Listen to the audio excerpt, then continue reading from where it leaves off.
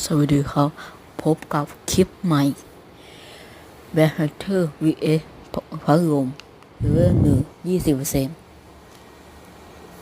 มาก็ที่ตัวท้ายขยับยืนนิดหน่อย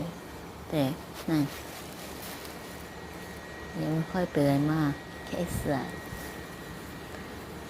ต่อไปจะเป็นเลเวล40%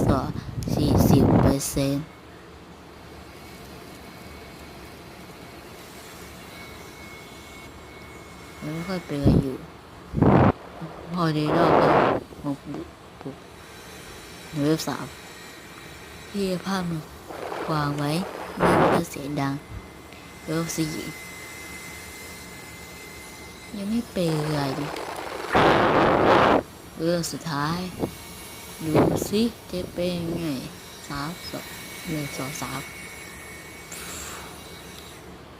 รู้ชนะ